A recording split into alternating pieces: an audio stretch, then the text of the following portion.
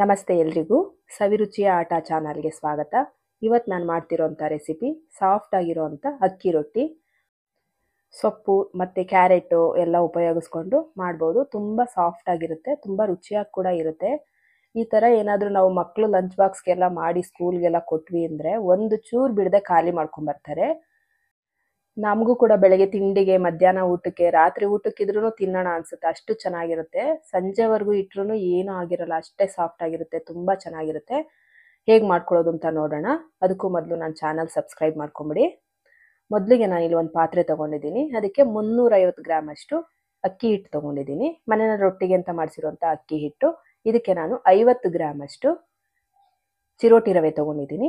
ಚಿರೋಟಿ ರವೆ ಆದಮೇಲೆ ನಾನು ಸಬ್ಸಿಗೆ ಸೊಪ್ಪು ಹಾಕ್ಕೊಂಡಿದ್ದೀನಿ. ಸಬ್ಬಕ್ಕಿ ಸೊಪ್ಪು, ಸಬ್ಸಿಗೆ ಸೊಪ್ಪು ಅಂತೀವಲ್ವ, ಅದು ಸಣ್ಣದಾಗಿರೋವಂಥ ಕಡ್ಡಿ ಎಲ್ಲ ತೊಗೋಬಾರ್ದು, ಸಣ್ಣದಾಗಿರೋವಂಥ ಎಲೆ ಥರದ್ದೆಲ್ಲ ಕಟ್ ಮಾಡಿಕೊಂಡು ತೊಳೆದು ಸೇರಿಸ್ಕೊಂಡಿದ್ದೀನಿ.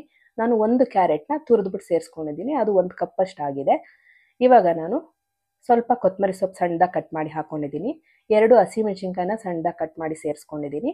ಇವಾಗ ನಾನು ಅರ್ಧ ಈರುಳ್ಳಿನ ಸಣ್ಣದಾಗಿ ಕಟ್ ಮಾಡಿ ಸೇರಿಸ್ಕೊಂಡಿದ್ದೀನಿ. ಇವಾಗ ನಾನು 1.5 ಟೇಬಲ್ ಸ್ಪೂನಷ್ಟು ಬಿಳಿ ಎಳ್ಳು ತೊಗೊಂಡಿದ್ದೀನಿ. ಅರ್ಧ ಟೇಬಲ್ ಸ್ಪೂನಷ್ಟು ಜೀರಿಗೆ ತೊಗೊಂಡಿದ್ದೀನಿ. ಜೀರಿಗೆ ಆದಮೇಲೆ ಇವಾಗ ಇದಕ್ಕೆಲ್ಲದಕ್ಕೂ ಉಪ್ಪು ಬೇಕಲ್ವ, ರುಚಿಗೆ ಎಷ್ಟು ಬೇಕೋ ಅಷ್ಟು ಉಪ್ಪು ಸೇರಿಸ್ಕೊಂಡಿದ್ದೀನಿ. ಉಪ್ಪು ಸೇರಿಸ್ಕೊಂಡಾದ್ಮೇಲೆ ನಾನು ಇದೆಲ್ಲದನ್ನು ಒಂದ್ಸಲಿ ಚೆನ್ನಾಗಿ ಮಿಕ್ಸ್ ಮಾಡ್ಕೊತೀನಿ. ಈರುಳ್ಳಿನಲ್ಲಿ ನೀರಿನ ಅಂಶ ಇರುತ್ತೆ, ಕ್ಯಾರೆಟಲ್ಲಿ ಕೂಡ ನೀರಿನ ಅಂಶ ಇರುತ್ತೆ. ಅದರಿಂದ ಒಂದ್ಸಲಿ ಚೆನ್ನಾಗಿ ಮಿಕ್ಸ್ ಮಾಡಿಕೊಂಡ್ರೆ ನಮ್ಗೆ ನೀರು ಎಷ್ಟು ಬೇಕೋ ಅಷ್ಟು ಹಾಕ್ಕೊಂಡು ಕಲಿಸ್ಕೋಬೋದು. ಇವಾಗ ನಾನು ಒಂದು ಸೈಡಲ್ಲಿ ಬಿಸಿನೀರು ಕಾಯಿಸಿಟ್ಕೊಂಡಿದ್ದೆ. ಸ್ವಲ್ಪ ಬಿಸಿ ಇರಲಿ, ತುಂಬ ಬಿಸಿ ಇದ್ದರೆ ಕೈ ಸುಡುತ್ತೆ, ಕಲ್ಸೋಕ್ಕಾಗಲ್ಲ. ಸ್ವಲ್ಪ ಬಿಸಿ ಮಾಡಿಕೊಂಡು ನೀರನ್ನ ನಾವು ಸ್ವಲ್ಪನೇ ನೀರು ಸೇರಿಸ್ಕೋತಾ ಈ ರೀತಿ ಕಲಿಸ್ಕೋಬೇಕು. ಒಟ್ಟಿಗೆ ನೀರು ಸೇರಿಸಿದ್ರೆ ನಮಗೆ ತೆಳ್ಳಗಾಗೋ ಚಾನ್ಸಸ್ ಇರುತ್ತೆ. ಅದರಿಂದ ನಾವೇನು ಮಾಡಬೇಕು, ಸ್ವಲ್ಪನೇ ನೀರು ಸೇರಿಸ್ಕೊಂಡು ಒಂದು ಹದವಾಗಿ ಕಲಿಸ್ಕೋಬೇಕಾಗತ್ತೆ.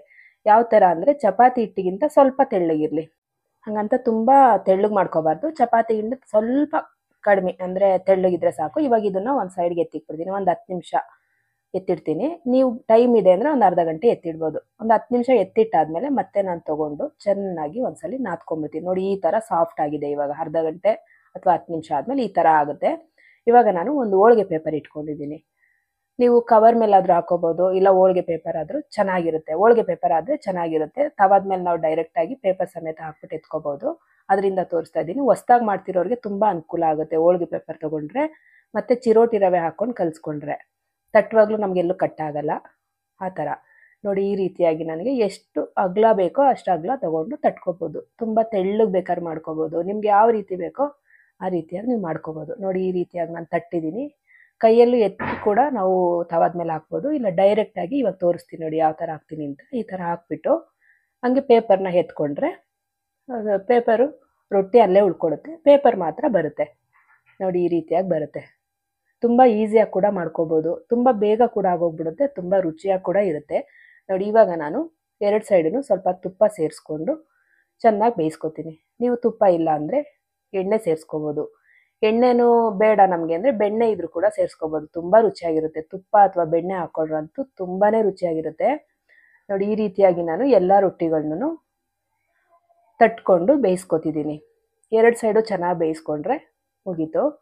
ತುಂಬಾ ಚೆನ್ನಾಗಿ ಬರುತ್ತೆ. ನಾವು ಏನಕ್ಕೆ ಚಿರೋಟಿ ರವೆ ಹಾಕೋದು ಹೇಳಿದೆ ಅಂದರೆ, ನಾನು ಹೊಸ್ದಾಗಿ ಮಾಡ್ತಿರೋರಿಗೆ ಬರೀ ಅಕ್ಕಿ ಹಿಟ್ಟು ಹಾಕಿದ್ರೆ ರೊಟ್ಟಿ ಕಟ್ಟಾಗೋಗ್ಬಿಡುತ್ತೆ. ಅಯ್ಯೋ, ಮತ್ತೆ ಇನ್ನೊಂದ್ಸಲಿ ಮಾಡಬೇಕು ಅಂದರೆ ಮನಸ್ಸೇ ಆಗಲ್ಲ. ಅಯ್ಯೋ, ಅದು ಕಟ್ಟಾಗೋಗ್ಬಿಡುತ್ತೆ, ಕಿತ್ತೋಗ್ಬಿಡುತ್ತೆ, ಯಾರಪ್ಪ ಮಾಡ್ತಾರೆ ಅನ್ನೋ ಥರ ಇರುತ್ತೆ.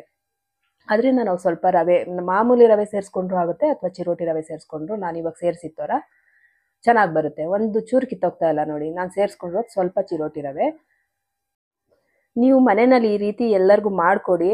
ವಾರದಲ್ಲಿ 1 ದಿವಸ ಅಥವಾ 2 ದಿವಸ ಮಾಡಬೇಕು ಅನ್ಸುತ್ತೆ, ಬೇಗ ಕೂಡ ಆಗೋಗ್ಬಿಡುತ್ತೆ. ಉಪ್ಪಿಟ್ಟು ಅದೆಲ್ಲ ಮಾಡ್ಕೊಳ್ಳೋದ್ರ ಬದಲು ಇದೇ ಮಾಡ್ಕೋಬೋದು, ತುಂಬ ಚೆನ್ನಾಗಿರುತ್ತೆ. ಮಕ್ಕಳು ಕೂಡ ಒಂಚೂರು ಬಿಡದೆ ಬಾಕ್ಸ್ ಖಾಲಿ ಮಾಡ್ಕೊಂಬರ್ತಾರೆ.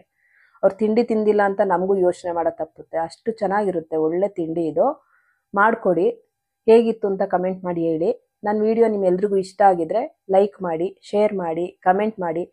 ಇನ್ನೂ ನನ್ನ ಚಾನಲ್ ಸಬ್ಸ್ಕ್ರೈಬ್ ಮಾಡದೇ ಇರೋರು ದಯವಿಟ್ಟು ಸಬ್ಸ್ಕ್ರೈಬ್ ಮಾಡ್ಕೊಳ್ಳಿ. ಒಳ್ಳೊಳ್ಳೆ ವೀಡಿಯೋಸ್ನ ಮಾಡಿ ಹಾಕ್ತೀನಿ, ನಾನು ಒಳ್ಳೊಳ್ಳೆ ರೆಸಿಪಿಗಳನ್ನು ಮಾಡಿ ಹಾಕ್ತೀನಿ.